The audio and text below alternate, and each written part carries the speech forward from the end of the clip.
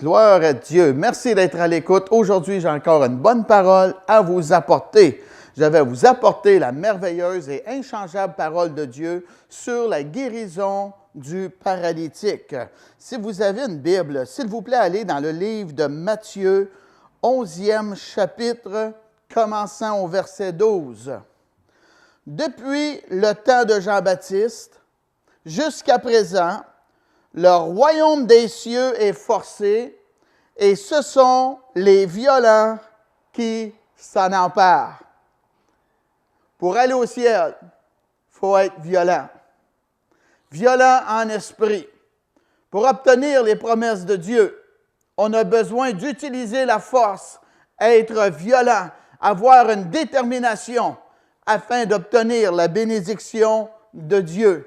N'oubliez pas, Jésus a dit, ce sont les violents qui s'en emparent. Gloire à Dieu. Alléluia. La parole de Dieu nous enseigne également, vous pouvez aller dans 3 Jean, 2e chapitre. 3 Jean, verset 2. 3 Jean 2. La parole de Dieu nous enseigne la volonté de Dieu en ce qui concerne la guérison. Gloire à Dieu. La parole nous enseigne, bien-aimé, je souhaite que tu prospères à tous égards et sois en bonne santé comme prospère l'état de ton âme. Vous pouvez le dire. Dieu veut que je prospère. Il veut que je sois en bonne santé comme prospère l'état de mon âme. La parole de Dieu nous enseigne également dans le livre de Matthieu, Matthieu 4e chapitre, commençant au verset 23. Jésus parcourait toute la Galilée, enseignant dans les synagogues, prêchant la bonne nouvelle du royaume. Alléluia! Et guérissant toute maladie et toute infirmité parmi le peuple. Guérissant toute maladie et toute infirmité parmi le peuple. Verset 24, sa renommée se répandit dans toute la Syrie et on lui amenait tous ceux qui souffraient de maladies et de douleurs de divers genres, des démoniaques, des lunatiques, des paralytiques, et il les guérissait. Une grande foule le suivit de la Galilée, de la Décapole, de Jérusalem, de la Judée et d'au-delà du Jourdain. Amen. Gloire à Dieu. On peut voir la volonté de Dieu en ce qui concerne la guérison. Amen.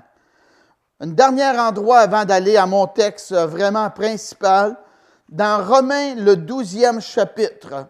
Romains 12, et je commence au verset 1er, mais la partie importante est dans le verset 3.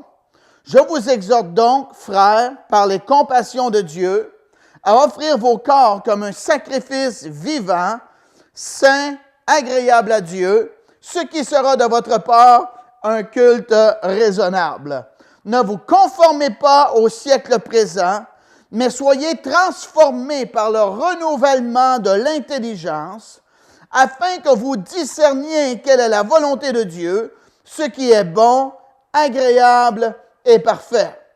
Si vous pensiez que ce n'était pas la volonté de Dieu de vous guérir, s'il vous plaît, changez votre manière de penser. Vous avez besoin d'être renouvelé dans votre intelligence à ce sujet. La volonté de Dieu, la Bible nous dit, ce qui est bon, agréable et parfait. Alléluia! Dieu est bon. Verset 3. Par la grâce qui m'a été donnée, je dis à chacun de vous de n'avoir pas de lui-même une trop haute opinion, mais de revêtir des sentiments modestes, écoutez bien, selon la mesure de foi que Dieu a départie à chacun. Dites-le à vous-même, Dieu a mis de la foi en moi. J'ai de la foi. Alléluia. vous avez de la foi. Vous êtes capable de recevoir votre miracle de la part de Dieu. Alléluia. Gloire à Dieu. La parole nous enseigne dans Marc, le 2e chapitre. Marc, 2e chapitre. Cet homme qui souffrait dans son corps. Marc 2, commençons au verset 1er. Quelques jours après, Jésus revint à Capernaum. On apprit qu'il était à la maison. Et il s'assembla un si grand nombre de personnes que l'espace devant la porte ne pouvait plus les contenir. Il leur annonçait la parole. Alléluia. Moi, j'aime annoncer la parole. La Bible dit la foi vient de ce qu'on entend et ce qu'on entend vient de la parole. Lorsqu'on entend la parole, on va savoir la volonté de Dieu, ce qui est bon, agréable et parfait. La parole apporte l'espoir. La Bible nous dit, vous connaîtrez la vérité et la vérité vous affranchira. Et ça continue, si donc le Fils vous affranchit, vous serez réellement libres. Gloire à Dieu. Verset 3. Des gens vinrent à lui, amenant un paralytique porté par 4 hommes. Comme ils ne pouvaient l'aborder à cause de la foule, ils découvrirent le toit de la maison où il était, et ils descendirent par cette ouverture le lit sur lequel le paralytique était couché. Jésus, voyant leur foi, dit au paralytique, « Mon enfant, tes péchés sont pardonnés. » Il y avait là quelques scribes qui étaient assis et qui se disaient au-dedans d'eux, « Comment cet homme parle-t-il ainsi? Il blasphème. Qui peut pardonner les péchés si ce n'est Dieu seul? » Jésus, ayant aussitôt connu par son esprit ce qu'il pensait au-dedans d'eux, leur dit, « Pourquoi avez-vous de telles pensées dans vos cœurs? Lequel est le plus aisé de dire au paralytique, « Tes péchés sont pardonnés » ou de dire, « Lève-toi, prends ton lit et marche. » Or, afin que vous sachiez que le Fils de l'homme a sur la terre le pouvoir de pardonner les péchés, je te l'ordonne, dit-il au paralytique, « Lève-toi, prends ton lit et va dans ta maison. » Et à l'instant, il se leva, prit son lit et sortit en présence de tout le monde, de sorte qu'il était glorifié, qu'ils étaient tous dans l'étonnement plutôt, et glorifiaient Dieu, disant, « Nous n'avons jamais rien vu de pareil. » Amen. Jésus ici-bas sur cette terre, il était tellement aimé. Il apportait des paroles d'espoir. Il apportait l'espérance. Il était un faiseur de miracles. Il était quelqu'un qui dégageait l'amour. Rien ne lui était impossible. Gloire à Dieu. Les gens aimaient être avec Jésus. Et le Seigneur était dans une maison et il était quelqu'un de très populaire, Jésus, là. Ne pensez pas que Jésus n'était pas aimé, puis les gens ne voulaient pas faire affaire avec lui, puis il essayait de trouver 3-4 personnes pour qu'ils croient en lui. Non! Amen! Des foules croyaient en Jésus. Et il était dans la maison, et les gens, la Bible nous dit, il s'assemblait un si grand nombre de personnes que l'espace devant la porte ne pouvait plus les contenir. Et leur annonçait la parole. Jésus avait quelque chose à dire aux gens. Amen. Quand on est envoyé de Dieu, Dieu va nous donner un message à transmettre aux gens. Et ce n'est pas un message de condamnation, mais c'est un message d'amour de Dieu. Alléluia. Amen. Dans Jean 3e chapitre, ça nous dit, « Car Dieu a tant aimé le monde qu'il a donné son Fils unique, afin que quiconque croit en lui ne périsse point, mais qu'il ait la vie éternelle. » Et Jésus a dit aux gens, allez à ses disciples, allez par tout le monde et prêchez la bonne nouvelle à toute la création. Laissez-moi vous dire, moi j'ai une bonne nouvelle annoncée à un monde perdu. Amen. Et c'est encore une bonne nouvelle. Après des milliers d'années, c'est encore une bonne nouvelle. La Bible nous dit que Jésus-Christ, il est le même hier, aujourd'hui, éternellement. Alléluia. Jésus, amen, apportait la parole de Dieu aux gens. Amen. Et Pierre dit, à qui irions-nous? Tu as les paroles de la vie. Alléluia. Amen. Le Seigneur, lorsqu'il enseignait les gens, il y avait une onction dans ses paroles. Amen. Le cœur des gens était touché par la présence de Dieu. Il leur donnait, amen, des paroles de vie, des paroles d'espoir. Alléluia. Amen. Comme j'ai dit, l'onction de Dieu était dans les paroles. Amen. Et ça apportait la vie. Ça bâtissait la foi des gens. Les gens étaient là, puis il leur annonçait la parole.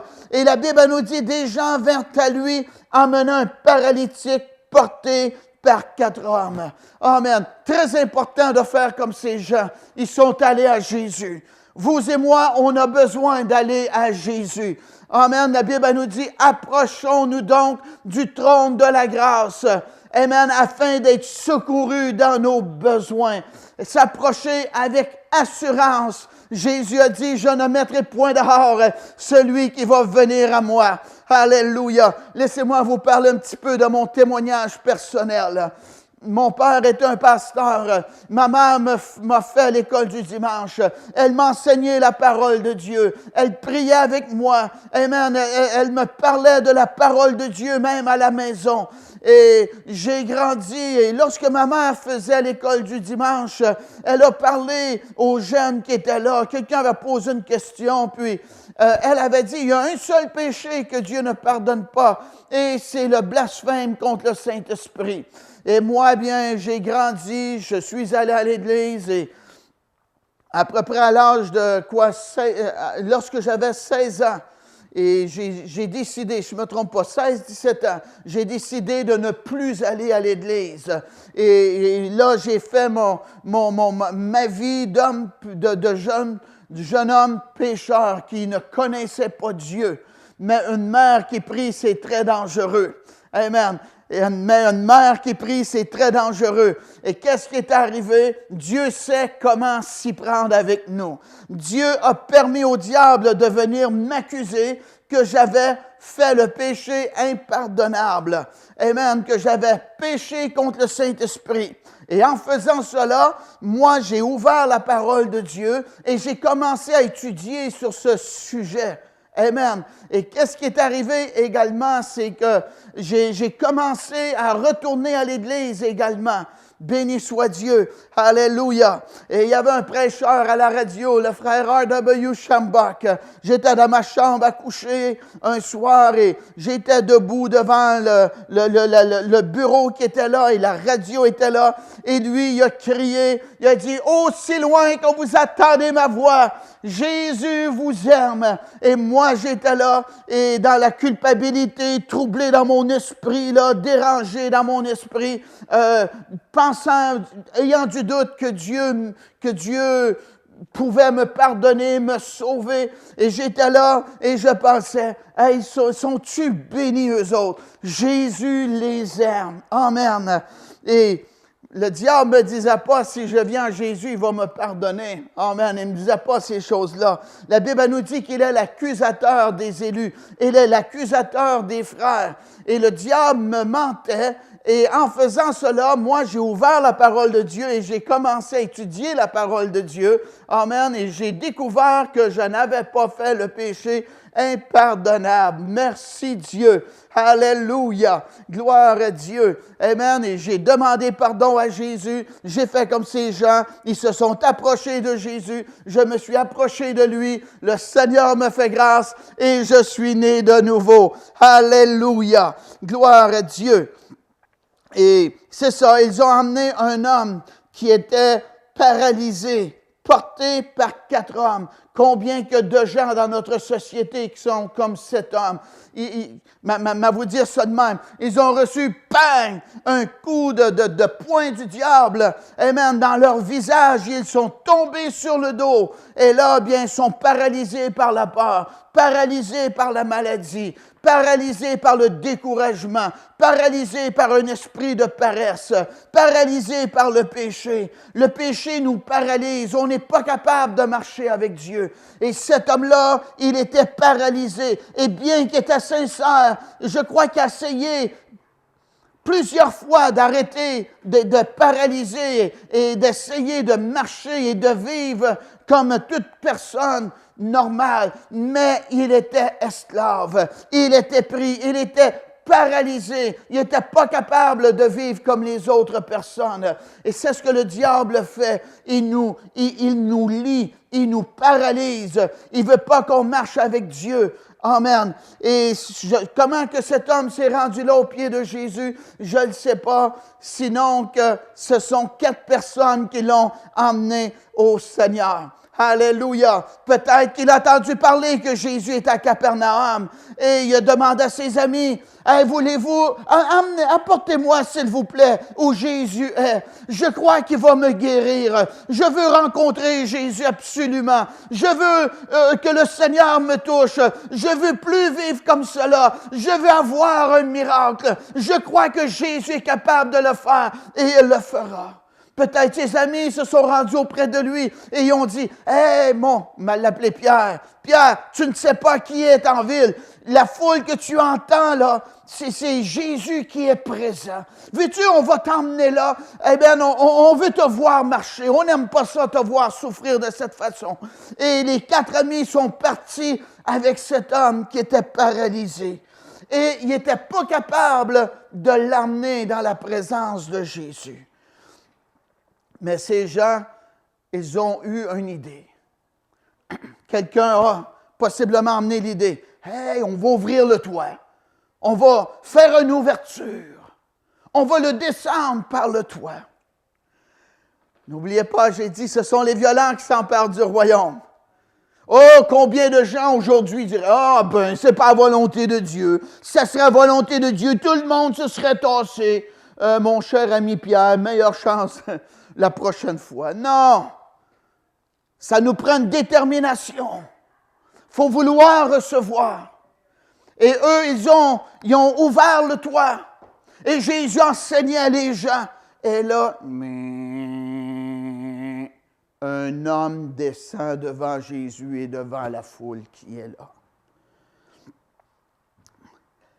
Ils l'ont descendu. La Bible nous dit, Jésus voyant leur foi. Alléluia. Ça, c'est la clé, mes amis. Ce n'est pas la maladie. Ce n'est pas notre découragement. Ce n'est pas notre situation qui est impossible, qui touche le cœur de Dieu. C'est notre foi. Je vais dire ça de même. Tout le monde a des problèmes, ou presque. Mais qu'est-ce qui touche le cœur de Dieu? C'est notre foi. Je vous l'ai dit tantôt, je l'ai lu. La mesure de foi que Dieu a départie à chacun. Alléluia. Amen. Ils ont emmené le paralysé, je crois, par la foi. Oh, il y a trop de gens devant. On va ouvrir la toiture et on va le descendre. Ce sont les violents qui s'emparent du royaume des cieux. Et là, ils l'ont descendu par la foi. Et Jésus a dit, Jésus voyant leur foi. Est-ce que Jésus est capable de voir une démonstration de votre foi? Très important, ça. Oh, on peut dire, j'ai de la foi, j'ai de la foi. Oh, oui, j'ai de la foi, j'ai de la foi. Mais si on a de la foi, Jésus veut la voir. La Bible nous dit, la foi sans les œuvres, elle est morte. On peut penser à David. Lorsqu'il a rencontré Goliath, il ne s'est pas sauvé de Goliath. L'armée de Dieu avait peur de Goliath. Saül, il était là. Et la seule chose que l'armée était capable de faire, c'était de se ranger en rang de bataille et avoir peur de Goliath. Oh, il devait donc rire dans sa barbe, comme qu'on dit ici en québécois. Peut-être avant de sortir de sa tente, il disait à quelques amis, « Regarde bien, je vais aller leur faire peur encore. » Et là, il lançait le défi à l'armée de Dieu. Et Saül et les autres avaient peur. Oh, alléluia! Mais il y a un jeune nommé David qui, lui, a démontré sa foi. Oh, il a dit, moi, je vais aller combattre contre lui. Dieu m'a donné la victoire sur le lion et l'ours et Dieu va me donner la victoire sur Goliath. Oh, il s'est fait dire, tu n'es pas capable, l'autre est un guerrier, toi, tu es un enfant. David a démontré sa foi par ses actions. On peut penser aux 3 Hébreux, Méchach, Shadrach et Abednego. Oh, si vous n'adorez pas la statue, on va vous mettre au feu. Hey! Je vais vous dire, s'ils auraient adoré la statue, ils auraient été vraiment au vrai feu. Mais ils n'ont pas voulu s'agenouiller devant la statue du roi. Ils ont fait confiance en Dieu. Au lieu de s'agenouiller, ils étaient prêts à passer dans la fournaise ardente. Alléluia! Et ils ont passé dans la fournaise. Ils ont défié leur foi. Pourquoi? Dieu a vu leur foi. Dieu a vu leur confiance. Ces gens, Jésus a vu leur foi. C'est ce qui a touché le Seigneur. Oh, il n'a pas dit, oh, le pauvre, c'est vraiment pas drôle d'être paralysé comme ça. Est-ce que tu veux que je te guérisse? Non. Jésus, voyant leur foi. Alléluia. Très important que vous et moi, on soit tout le temps dans un mode de démonstration de notre foi. Si vous êtes capable d'accomplir la chose vous-même, la situation, c'est une situation naturelle humaine. Vous n'avez pas, prenez-moi pas mal, là, mais vous n'avez pas besoin de Dieu parce que vous êtes capable seul. Dieu est un grand Dieu, il est El Shaddai et il veut qu'on entreprenne des grandes choses. Pourquoi? Parce que Dieu veut collaborer avec nous et faire les miracles nécessaires afin d'en recevoir toute la gloire. Rappelez-vous qu'est-ce que l'homme de Dieu a dit à la veuve. Il a dit, va chercher des pots, mais pas en petite quantité. Dieu a dit à Abraham, il dit, lève les yeux. Regarde les étoiles dans le ciel. Telle sera ta postérité, sans nombre. Alléluia. Notre Dieu est un grand Dieu. Il fait de grandes choses. Qu'est-ce qui est grand? C'est associé à Dieu. Alléluia. Et Sarah était stérile. Mais la promesse de Dieu s'est concrétisée. Jésus a vu leur foi. Puis il a dit au paralytique, mon enfant, tes péchés sont pardonnés. Hey! Il me semble de voir les amis du paralytique là. Vous peut-être bien pensé. Jésus, on ne l'a pas amené ici pour que tu le pardonnes. On veut le voir marcher. C'est ça. Notre but, c'est ça. C'est de le voir naturel, normal, comme toutes les autres, plus paralysé, qui marche, qui soit capable d'aller travailler.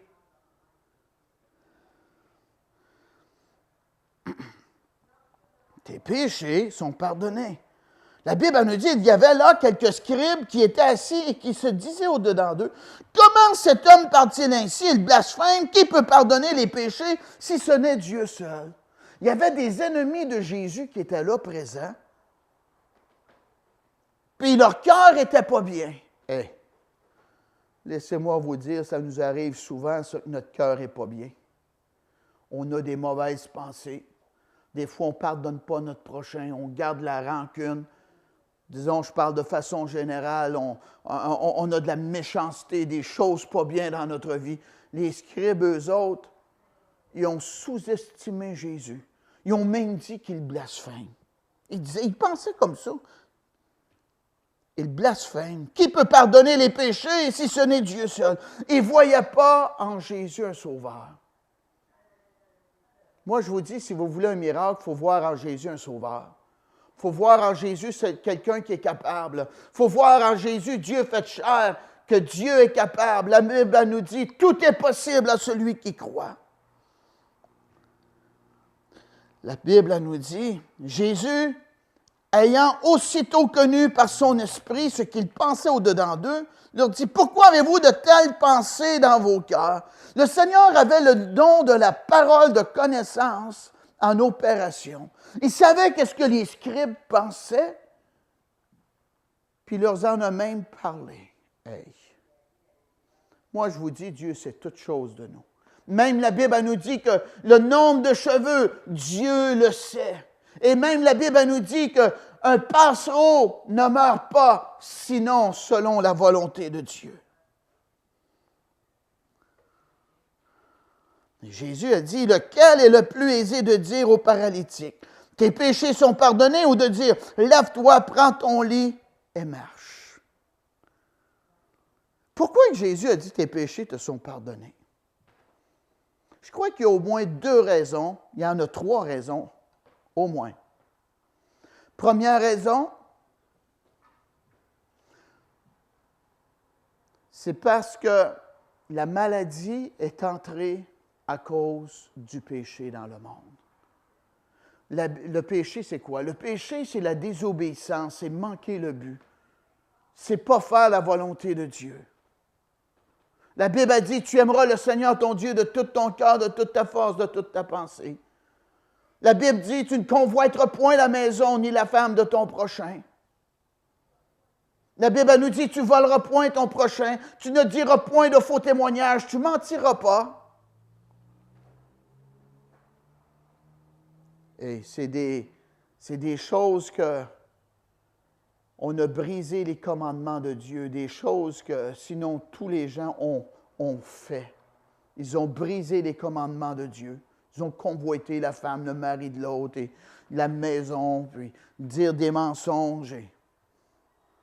Ceci confirme que nous sommes des pécheurs. La Bible elle nous parle que nous sommes nés avec la tâche originelle du péché et on a succombé à la tentation. Ceci confirme que nous sommes vraiment des pécheurs, des gens qui ont désobéi à la parole de Dieu.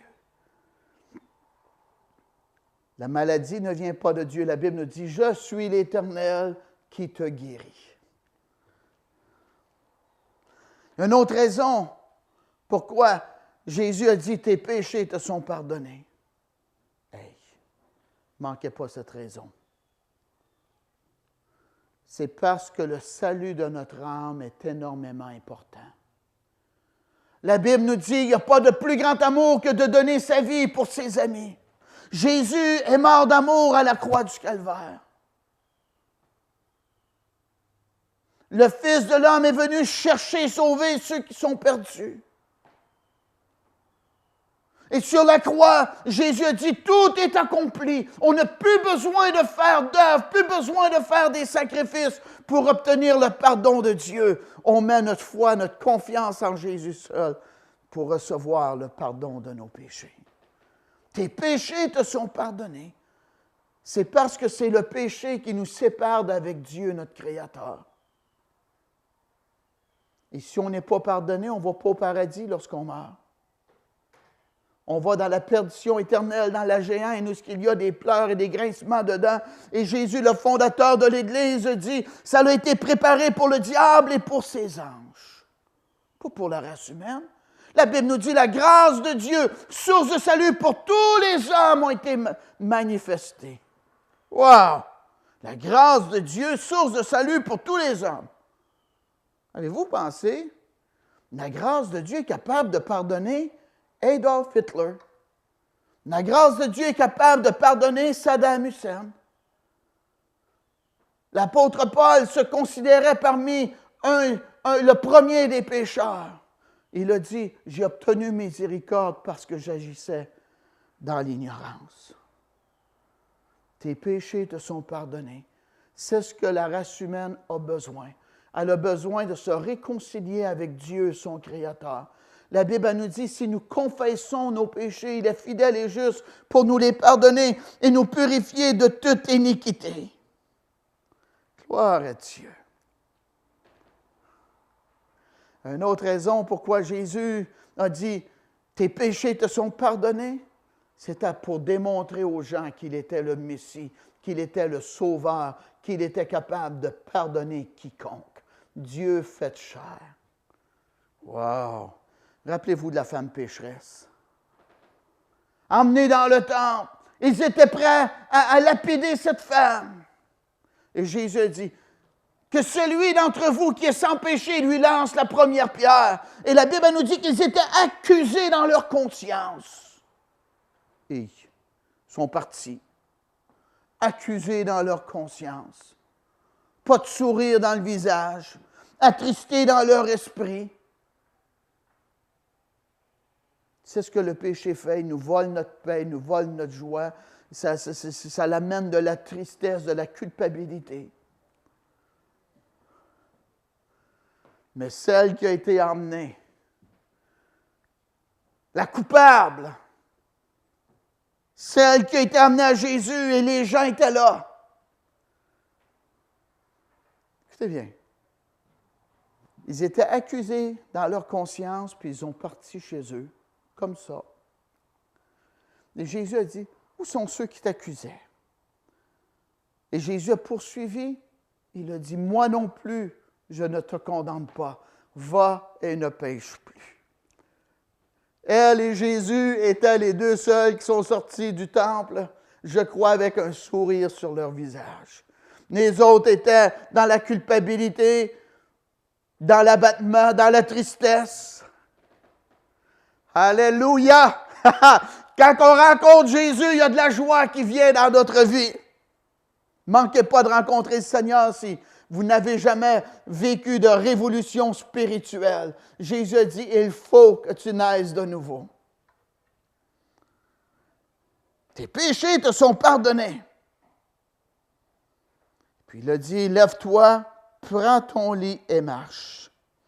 Or, afin que vous sachiez que le Fils de l'homme a sur la terre le pouvoir de pardonner les péchés, je te l'ordonne, dit-il au paralytique, lève-toi, prends ton lit et va dans ta maison.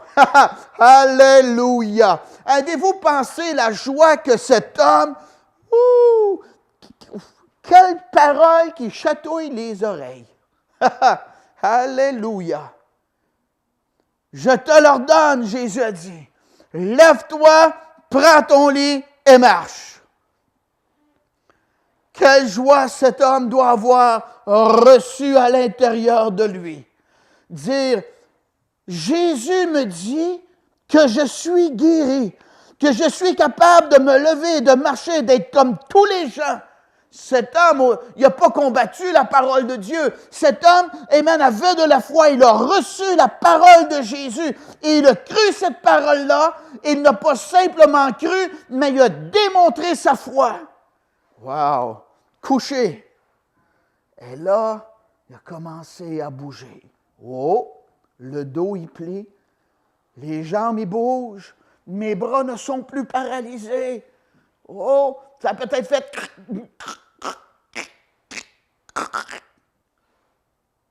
Les os craquaient. Tellement ça faisait d'années qu'il n'avait pas marché et se lever. Alléluia! Moi, je vous dis, quand tu rencontres Jésus, tu vas te lever. C'est un esprit de vie qu'on reçoit.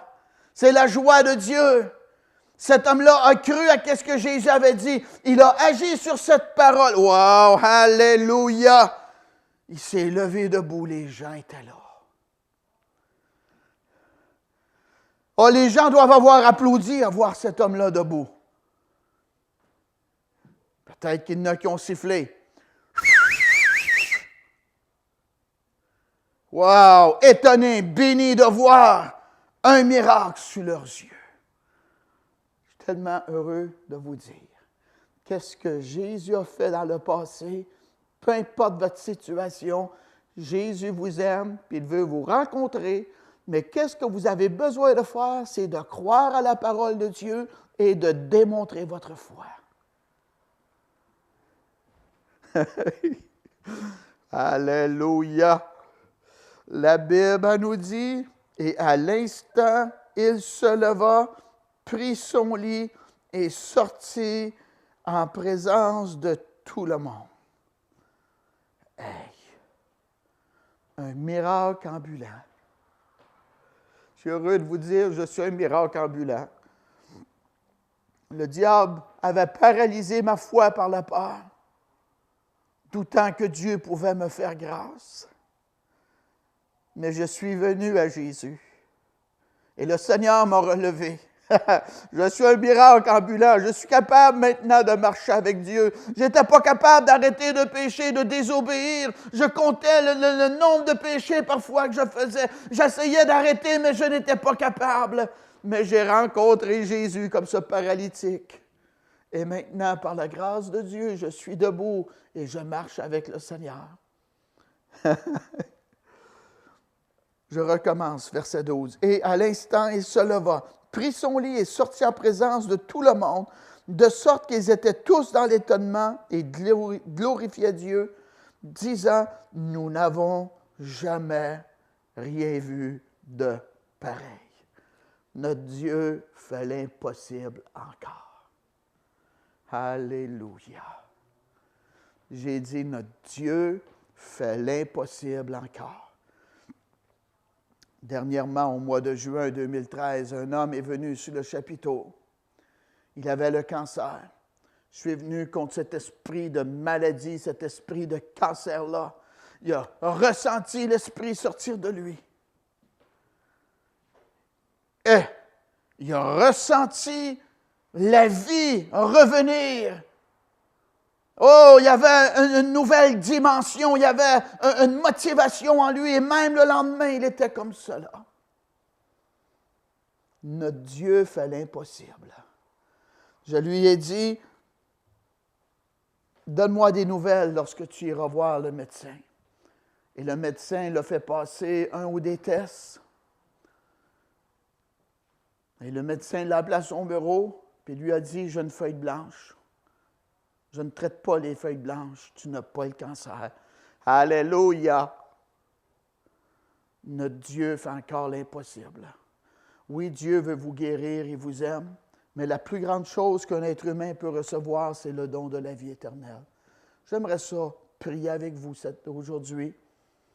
Si vous ne connaissez pas Jésus, si vous n'avez pas expérimenté cette révolution spirituelle qui bouleverse une vie, ça s'appelle la nouvelle naissance. La Bible dit, tous ont péché et sont privés de la gloire de Dieu. Mais ça n'arrête pas là. La Bible dit, si nous confessons nos péchés, il est fidèle et juste pour nous les pardonner et nous purifier de toute iniquité. Comme cet homme, sa vie a été changée parce qu'il a rencontré Jésus. Votre vie est capable de changer parce que le Seigneur vous aime, puis il veut vous faire grâce. Il a dit, je ne mettrai pas dehors celui qui va venir à moi. Prions ensemble si vous voulez accepter Jésus comme votre sauveur personnel. Peut-être vous vous êtes éloigné, vous avez désobéi à la parole de Dieu et comme le Fils prodigue, vous voulez revenir à la maison, il y a possibilité. Prenez quelques instants et répétez cette prière avec moi en toute sincérité.